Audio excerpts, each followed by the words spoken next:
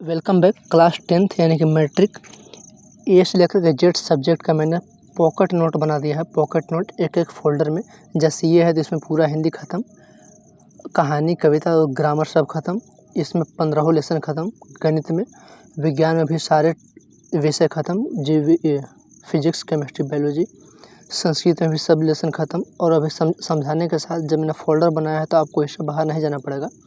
ये केवल मैंने लिख दिया है, नहीं है साधारण तौर पे, पूरे तरीके से मैंने हल किया है इसे। सामाजिक विज्ञान और लास्ट में सिलेबस, किताब, किस किताब में कितने चैप्टर है, ये सब मैंने बना दिया है।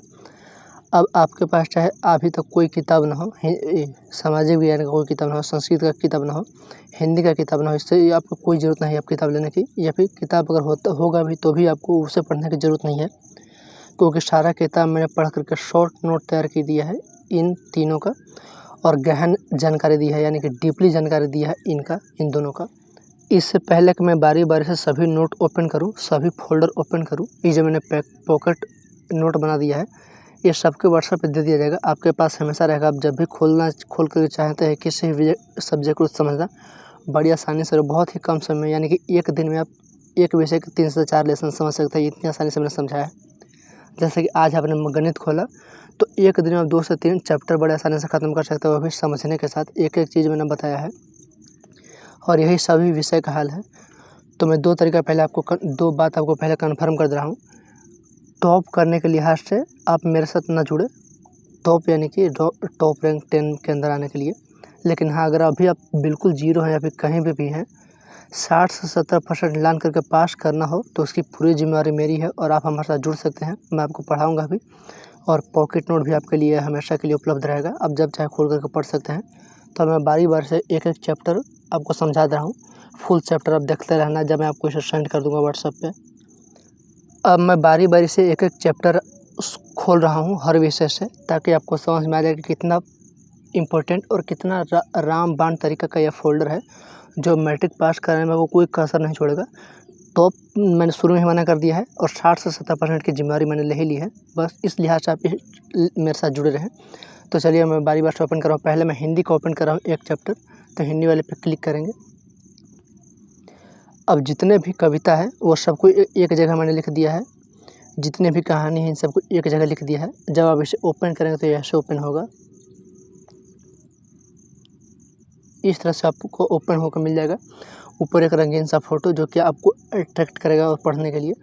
सबसे ऊपर अध्याय का नाम, लेखक का नाम और ये क्या है, कविता है, कहानी है, क्या है, ये हो जाएगा।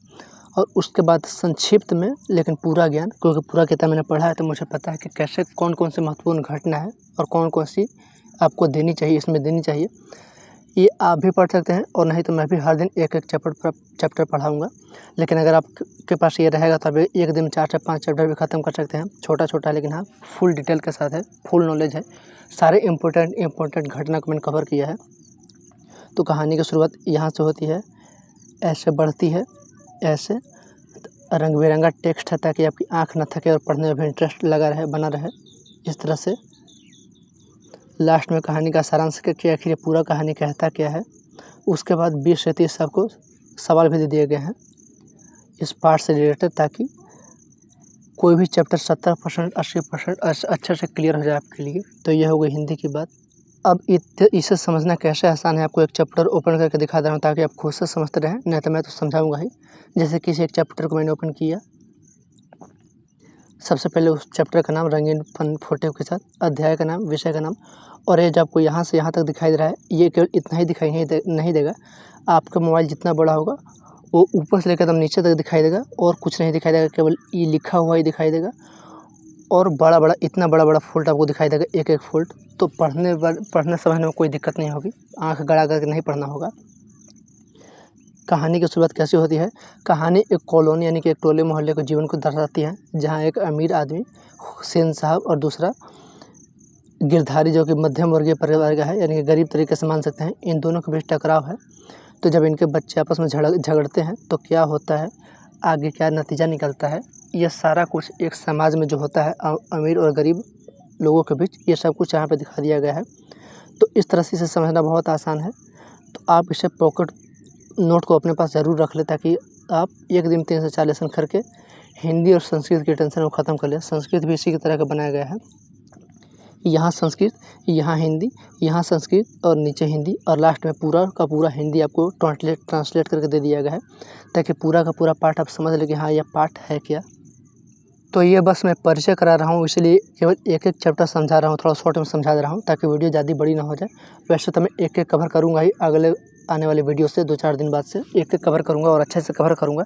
ऐसा कवर करूँगा, ऐसा समझाऊँगा कि जो चैनल का नाम है मार्गदर्शक, वो सार्थक हो सके, आपको लगे कि हाँ सही में मार्गदर्शक चैनल है, जिससे कुछ नहीं आता है उससे भी सब कुछ आ जाएगा। जैसे लोगों के लिए टफ होता है गणित, तो पहले मैं इसका एक चैप्टर ओपन कर ले रहा हूँ। ये टफ नहीं होता है, अगर आपको कोई अच्छा समझाने वाला मिल जाए तो काफ़ी इंटरेस्टिंग होता है। तो देखिए यहाँ पे इतने सारे टोटल 15 चैप्टर हैं, 15 का नाम यहाँ पे लिखा हुआ है। अब बारी बारी से एक दिन में भी 1 से 2 भी ख़त्म कर सकते हैं कितनी आसानी से, पहले हम वो दिखा रहे हैं। पहले मैं एक चैप्टर पे ओपन करता हूँ, वास्तविक संख्या, जो कि पहला चैप्टर है आपका। इसमें क्या क्या टॉपिक पढ़ना होता है, एक तो हो गया अध्याय चैप्टर, उसके अंदर क्या क्या पढ़ना होता है ये भी इम्पोर्टेंट है। तो यूक्लिड विभाजन से HCF निकालना, और अभाज्य गुणनखंड विधि से LCM HCF निकालना, परिमेय संख्या अपरिमेय संख्या, दशमलव प्रसार शांत है कि नहीं है, और उसके बाद एडवांस LCM। इतने महत्वपूर्ण टॉपिक पढ़ने होते हैं 5 से 6 आपके अध्याय 1 में, और जिसे मैंने एक एक विधा के लेख में पूरी तरह से ख़त्म कर दिया है। जैसे यूक्लिड विभाजन यहाँ से है, आपको पन्ना भी साट दिया जाएगा, इस नोट में पन्ना भी साटा हुआ है। समझाने के बाद कॉपी भी बना करके पन्ना फ़ोटो यहाँ पे अटैच कर दिया गया है, समझने में कोई दिक्कत नहीं होगी। सारा टॉपिक कवर कर लिया है, जो कि जैसे कि जब एक फेमस टॉपिक है परिमेय और अपरिमेय, उससे मैंने किस तरीके से किया है वो भी आप देख लें। जैसे परिमेय किससे कहते हैं, तो P/Q को, जहाँ Q नॉट इक्वल टू 0, तो वहाँ पर लोग कन्फ्यूज़ हो जाते हैं कि मैथ में ABCD कहाँ से आ गया। PQ को आप कुछ मत माने, इस अब 4, 5, 6, 7, 8, 9 इस तरह से माने, यानी कि भिन्न के रूप में कुछ जिसे हम लिख सकते हैं। जैसे मैंने बोला 4, क्या इसे भिन्न के रूप में लिखा जा सकता है, तो हाँ इसके नीचे हम 1 लिख देंगे। -1, क्या ये परिमेय संख्या है, तो हाँ इसके नीचे भी हम 1 लिख सकते हैं। तो वैसी संख्या जिसके नीचे हम कुछ ना कुछ लिख सकें, या फिर पहले से ही कुछ ना कुछ लिखा हुआ हो, वो परिमेय संख्या होती है, जिसे बट्टे के रूप में लिखा जाता है। PQ का कोई खास वैल्यू नहीं है, आप इसे कंफ्यूज ना हो, बस Q 0 नहीं होना चाहिए। जैसे कि 4 है तो 4 के बट्टे में 0 नहीं होना चाहिए, यही है Q, और यही 0 नहीं होना चाहिए बस। तो इसमें तो कुछ सिद्ध करने वाली बात नहीं होती है, सिद्ध करने वाली बात होती है परिमेय में कुछ सिद्ध नहीं करना होता है, सिद्ध करना होता है अपरिमेय संख्या है कि नहीं है। तो मैं आपको एक उदाहरण लेकर समझा दे रहा हूँ ताकि हमेशा के लिए क्लियर हो जाए। जैसे √5 अपरिमेय संख्या, इसे सिद्ध करें तो एग्ज़ाम में पूरे नंबर लाने के लिए आपको सबसे ऊपर केवल ये लिख देना होता है, यहाँ 0 से, कि माना कि 5 एक परिमेय संख्या है। अब चाहे 100 सवाल 200 सवाल कितने भी सवाल हो, सब में ये लिखना होता है।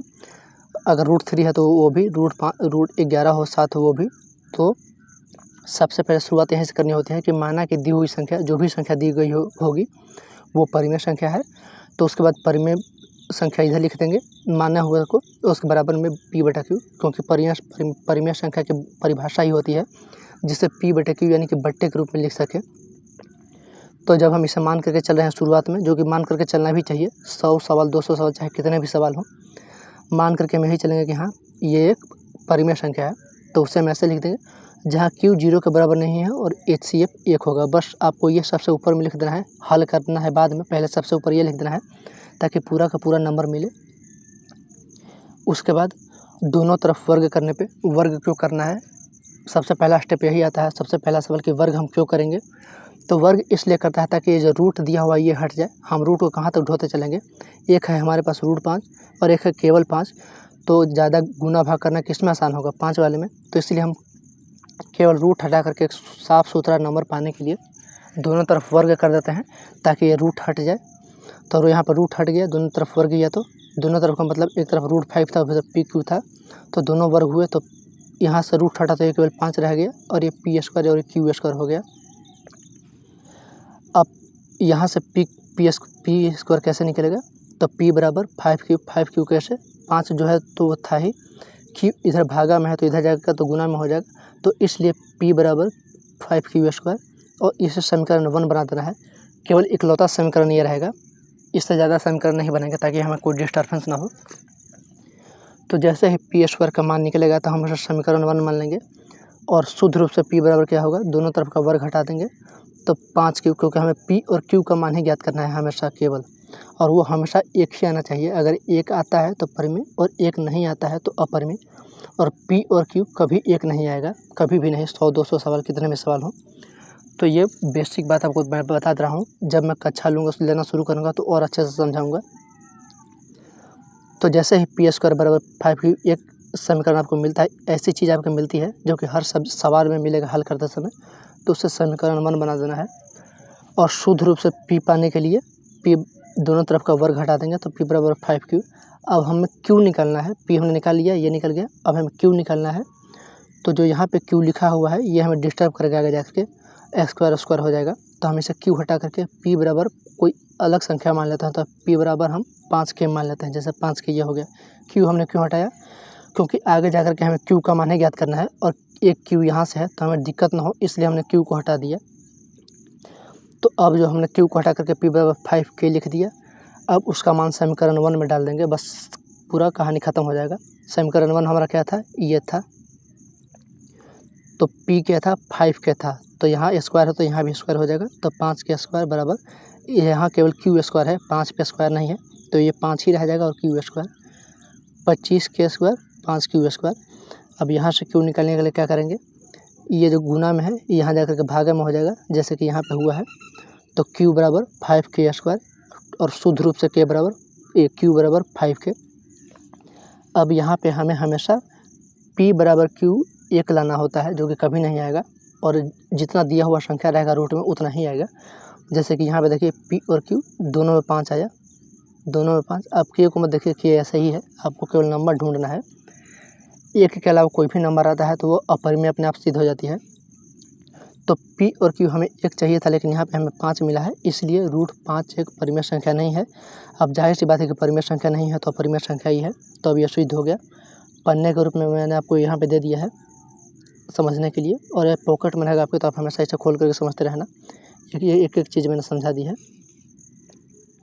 अब मैं अगले अध्याय में पहुँचता हूँ, अगले विषय में, क्योंकि यहाँ पे मैंने केवल परिचय कराने के लिए बोला है, और अब तक देख सकते हैं कि मैंने कितने अच्छे से परिचय कराया, जिसे कुछ समझ में नहीं आ रहा होगा उसे भी समझ में आएगा।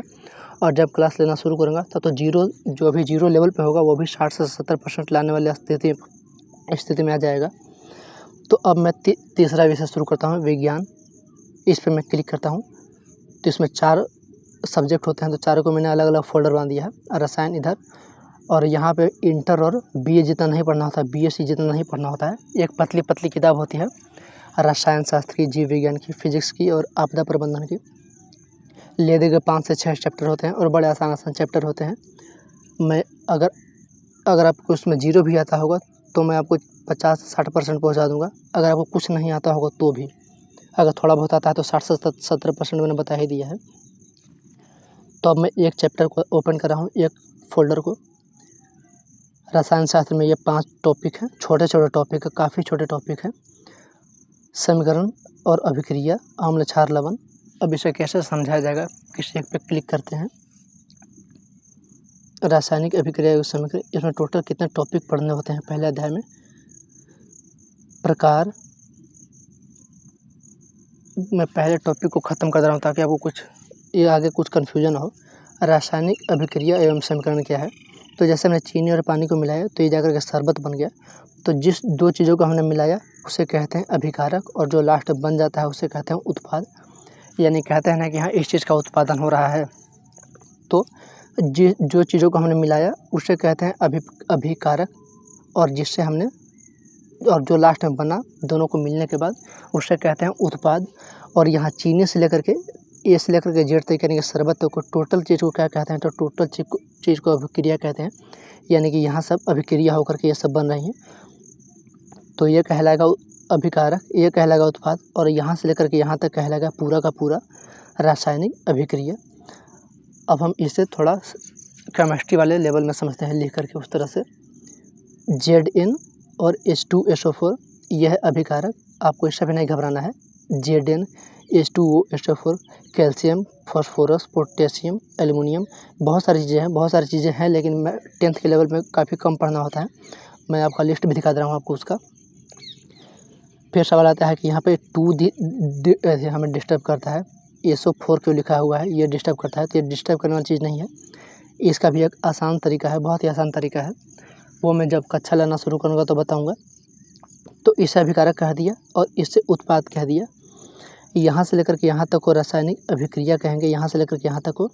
और चूँकि हमने इसे ZnH2SO4 ऐसे कर के लिखा है, सूत्र के रूप में लिखा है, तो ये यहाँ से लेकर के यहाँ तक रासायनिक अभिक्रिया है। साथ में हम इसे यहाँ से लेकर के यहाँ तक को रासायनिक समीकरण भी बोल सकते हैं, क्योंकि हमने ABCD के फॉर्म में लिखा है, ABCD के फॉर्म में, ना कि हिंदी में इस तरह से लिखा है। तो ये अभिकारक, ये उत्पाद, यहाँ से लेकर के यहाँ तक रासायनिक अभिक्रिया भी। और अगर ABCD में लिखा है यानी कि केमिस्ट्री वाले स्टाइल में, तो यहाँ से लेकर के यहाँ तक अभिकारक के साथ भी हम इसे समीकरण भी बोलेंगे। मैंने शुरू में बोला है कि एक एक चीज़ का मार्गदर्शन आपको करता चलूँगा। जैसे कि केमिस्ट्री में ये हो जाता है कि लोगों को पता है कि लोग चाहते हैं कि लोग ये सोचते हैं कि चले हमने जैसे तैसे करके एल्युमिनियम का याद कर लिया, मैग्नीशियम पोटेशियम का याद कर लिया, तो ऐसे टोटल कितने हैं। तो 10th लेवल में आपको टोटल इतना ही पढ़ना होता है। 95% सवाल यहीं से तैयार होते हैं, केवल इन्हीं से। इसका रिएक्शन, इसका रिएक्शन, इसका रिएक्शन कैसे, तो रिएक्शन होने के बाद क्या बनता है ये भी फिक्स होता है।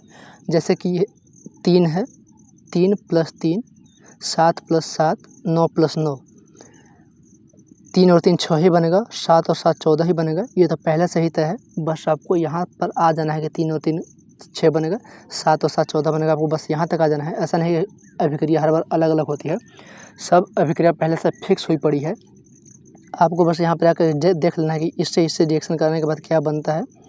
और इतना तब रट भी सकते हैं अगर आपको समझ में नहीं आता हो, लेकिन हाँ मेरे रहते समझ में ना आए ये हो ही नहीं सकता है, तो फिर तो कोई मतलब ही नहीं बनता है आपको रटवाने का। तो इसलिए मैं आपको A से Z चीज़ समझा दूंगा। मेन रिएक्शन ये करने होते हैं और उसके बाद क्या बनता है, कैसे बनता है, ये भी आपको अच्छे तरह से समझा दिया जाएगा। जैसे कि एक और चीज़ समझा दे रहा हूँ, कभी कभी ये दिया हुआ होता है, आपको इसको संतुलित करना होता है, यानी कि व्यवस्थित करना होता है। ये भी हर एग्ज़ाम में आता ही है। संतुलित करने के लिहाज से मैं ये बोल रहा हूँ कि जैसे आप नीचे वाले को देखिए, यहाँ पे Fe3 है, Fe3 और यहाँ पे Fe एक ही है केवल। तो इसे संतुलित करके बराबर करना होता है, दोनों तरफ बराबर करना होता है। और ये काफ़ी इंटरेस्टिंग और काफ़ी अच्छा लगता है ये गिन करके बनाने में। जैसे कि हमने यहाँ पे 3 लगा दिया, तो ये तो 3 हो गया, O4, यहाँ पे वो एक ही है। तो अब यहाँ पे हम क्या लगाएंगे, यहाँ पे अगर हम 4 लगाएंगे तो H 8 हो जाएगा। तो उस लिहाज से फिर अब इधर क्या करेंगे, तो इधर हम 4 लगा देंगे, तो पूरा का पूरा संतुलित हो गया। ये मैं आपको आराम से समझाऊंगा, ये केवल परिचय है। तो ये तो हो गया। दूसरी बात, FeH2O मिल करके Fe3O4 कैसे बनेगा, H2 बाहर कैसे चला गया, ये भी आपको सिखाया जाएगा बड़ी आसानी से कि FeH2 बाहर चला गया, FeH से भी तो समीकरण बन सकता था, जैसे कि FeH3 कुछ भी लगा दे, ऐसा भी तो बन सकता था, लेकिन नहीं, यहाँ H बाहर कैसे चला गया तो आपको ये भी समझाया जाएगा आगे क्लास में। वैसे उस नोट में, पॉकेट फोल्डर में मैंने सब कुछ बना करके एक तरीका बता दिया है, तो आप फोल्डर को भी ले लेंगे तो भी आपका कम चल जाएगा। हालांकि लेना तो पड़ेगा ही आपको, कि अगर मैं आपको आज ये पढ़ाऊँ तो आप खुद भी जा करके उससे घर पर देख सकते हैं। अब मैं एक और विषय को बता करके ये वीडियो ख़त्म करूँगा। यहाँ केवल आपको परिचय करवाना था कि यहाँ आपके पास होने का चिराग, पास होने का रामबाण तरीका कुछ भी कहे, वो बन करके तैयार हो चुका है। हमेशा आपके पैकेट में रहेगा और कई किताबें भारी रहेगा। आपको किसी किताब को पढ़ने की ज़रूरत नहीं है। किताब में क्या क्या है, क्या क्या अध्याय है, सब कुछ मैंने बता ही दिया है। अब उसमें क्या क्या पढ़ना है, कैसे पढ़ना है, ये सब कुछ मैंने बता दिया है। अब हम एक और आखिरी सब्जेक्ट ओपन कर रहे हैं, सामाजिक विज्ञान। तो इसमें मैंने क्लिक किया, 4 सब्जेक्ट हैं, इतिहास, भूगोल, राजनीति और अर्थशास्त्र। इस सब को मैंने अलग अलग फोल्डर में तब्दील कर दिया है, बांट दिया है। अब हम पहले हिस्ट्री ख़त्म करेंगे, तो मैंने हिस्ट्री पे क्लिक किया, हिस्ट्री ओपन करने के लिए। टोटल 8 सब्जेक्ट हैं, 8 चैप्टर हैं, ये आपको यहाँ पे दिखाई दे रहे होंगे।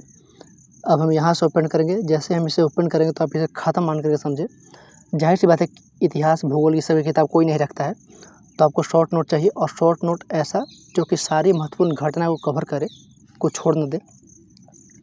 यूरोप में राष्ट्रवाद, प्रमुख व्यक्ति का मैंने नाम सबसे ऊपर में लिख दिया है, प्रमुख व्यक्ति उसमें क्या क्या है, गैरीबाल्डी वगैरह।